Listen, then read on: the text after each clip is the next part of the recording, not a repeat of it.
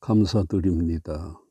오늘 성경 본문은 창세기 47장 9절입니다. 야곱이 바로에게 아뢰되 내 나그네 길의 세월이 130년이니이다. 내 나이가 얼마 되지 못하니 우리 조상의 나그네 길의 윤조에 미치지 못하나 짧고 험악한 세월을 보냈나이다 하고. 아멘. 오늘 이 말씀을 들으시는 여러 성도님들에게 주님의 역사하심으로 문제의 해결하심과 위로하심과 여러 질병의 치유가 있기를 주의 이름으로 축원합니다. 오늘 본문 9절에서 야곱이 애굽 왕 바로가 그의 나이를 물을 때 이렇게 대답을 합니다. 나그네 길의 세월이라고 표현을 합니다. 그래서 이 시간에는 우리가 살게 되는 이 한 해에 대해서 말씀하려고 합니다. 오늘 본문 9절에서 야곱이 자신의 생활에 대해서 어떻게 표현하고 있지요? 나그네 길이라고 합니다. 이처럼 우리의 한 해의 삶도 나그네의 삶입니다. 그러면 야곱이 왜 자신의 삶을 나그네 길이라고 했을까요? 그 이유는 그의 삶이 나그네의 삶이었기 때문입니다. 그는 자기의 형 에서와의 갈등으로 인해서 집에서 황급히 도망을 쳐 외삼촌 라반의 집에서 20년 이상을 생활했습니다. 그리고 다시 고향으로 돌아왔으나 오늘 본문에서 볼 수 있는 것처럼 130의 나이에 다시 애굽으로 이주를 하게 됐던 것입니다. 이 한 해 우리의 삶도 마찬가지입니다. 거래처를 따라 이리저리 다녀야 합니다. 또 직장에 머무르면서 일을 해야 합니다. 우리의 삶은 나그네와 같은 것입니다. 그런데 나그네라는 말이 무슨 뜻일까요? 자기 집을 떠나 낯선 곳에 묵으면서 꽤 먼 거리를 가거나 이곳 저곳을 방랑하는 생활을 나그네라고 합니다. 사랑하시는 성도 여러분, 우리 믿음의 사람들은 나그네로 내가 잠깐 머물었던 자리의 발자취가 아름다워야 합니다. 내가 다니던 직장, 몸담고 있던 교회에서의 내 자리, 내가 생활하던 가정의 내 자리가 아름다워야 합니다. 제발 그 사람 여기 오지 않았으면 좋겠는데 사람들의 가슴을 두근두근하게 하고 불안하게 하는 사람이 되지 말아야 합니다. 그런데 나그네의 삶의 특징이 뭡니까? 고달픔입니다. 야곱의 경우 자신이 살던 집에서 외삼촌 라반의 집에 살면서 어떤 생활을 했습니까?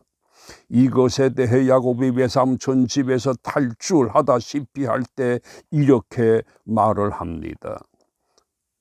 내가 이 20년을 외삼촌과 함께 있었거니와 외삼촌의 암양들이나 암염소들이 낙태하지 아니하였고 또 외삼촌의 양떼의 수양을 내가 먹지 아니하였으며라고 한 말에서 볼 수 있는 것처럼 나그네의 생활은 집과 다른 매우 고달픈 생활임을 알 수 있습니다.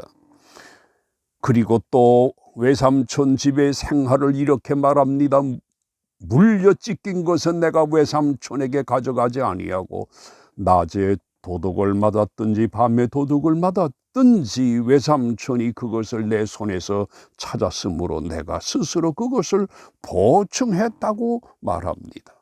나그네의 삶은 자신이 하고 있는 일에 억울해도 책임을 져야 하는 고달픈 삶입니다. 또 그리고 31장 40절에서 이렇게 말하고 있습니다. 내가 이와 같이 낮에는 더위와 밤에는 추위를 무릅쓰고 눈 붙일 겨를도 없이 지냈나이다라고 한 말에서 볼 수 있는 것처럼 피곤하고 힘든 것이 나그네 생활입니다. 우리들도 나그네 생활을 합니다.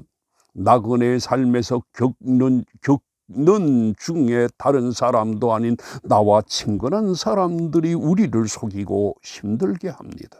야곱도 그랬는데 이것에 대해 이렇게 말합니다. 내가 외삼촌 집에 있는 이 20년 동안 외삼촌의 두 딸을 위하여 14년 이렇게 봉사를 했으나 품삯을 외삼촌이 10번이나 바꿨다고 합니다.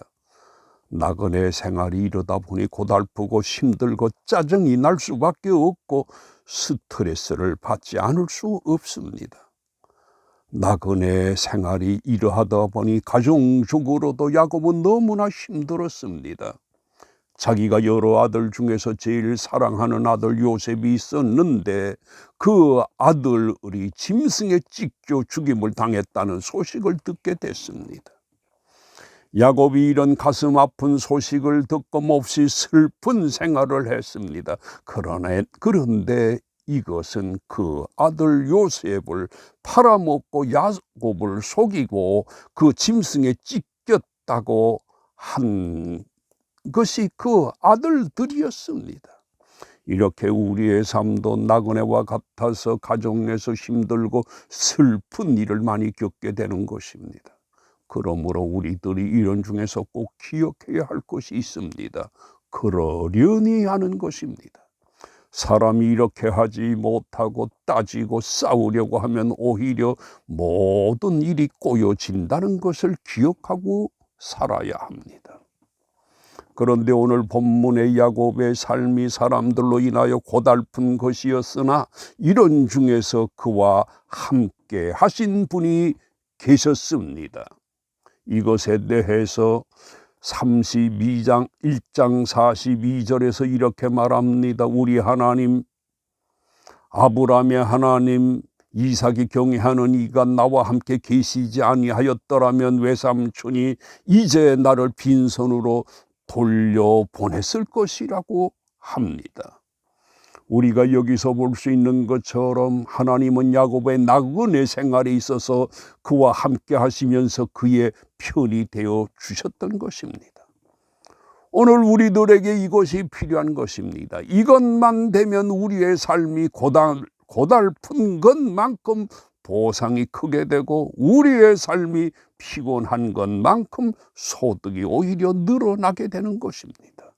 사랑하시는 성도 여러분, 하나님이 우리와 함께 하시면 안 될 것도 되게 하시는 것입니다. 그러므로 우리들이 꼭 기억해야 될 것이 있는데 그것은 주님을 모시고 믿음으로 사는 것입니다. 그러므로 이 한 해에 주님이 나와 함께 하시게끔 해야 합니다. 어떻게 해야 주님이 나와 함께 하실까요? 우리가 주님을 따르는 생활을 해야 하는 것입니다. 그리고 오늘 본문 9절에서 야곱이 자신이 보낸 세월에 대해서 어떻게 표현합니까? 험악한 세월을 보냈다고 합니다.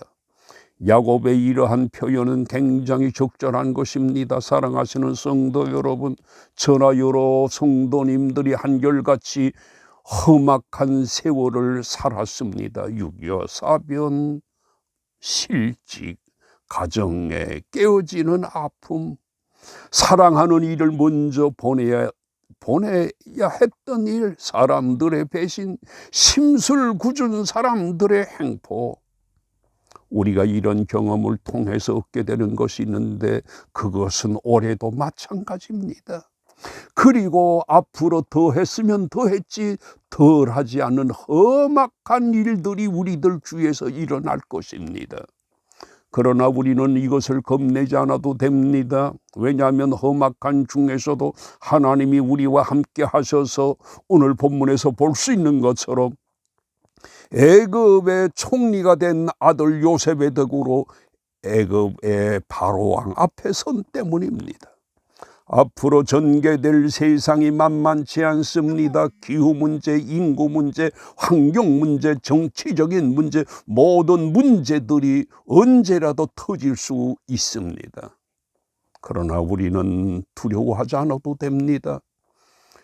왜냐하면 시편에서 이렇게 말씀하고 있기 때문입니다. 환난 날에 나를 부르라, 내가 너를 건지리니 네가 나를 영화롭게 하리로다고 하셨기 때문입니다.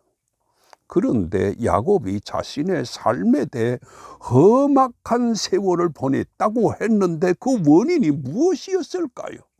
가정적으로 볼 때 야곱이 자기 아버지 이삭을 속이고 자기의 형이 받아야 할 복을 빼앗았기 때문에 형의 미움을 받아서 도망치지 않을 수 없었습니다. 또 아들 요셉의 문제로 눈물을 흘리게 된 것은 요셉을 편애했기 때문에 다른 아들들이 일을 저지른 것입니다. 이처럼 이 세상에서 험악한 일을 당하는 원인이 거의 내 잘못 때문에 생기는 것이기도 합니다. 우리가 험한 일을 당했다고 해도 누구를 탓할 것이 아닙니다. 내 자신을 돌아보고 잘못된 것이 있으면 회개해야 합니다.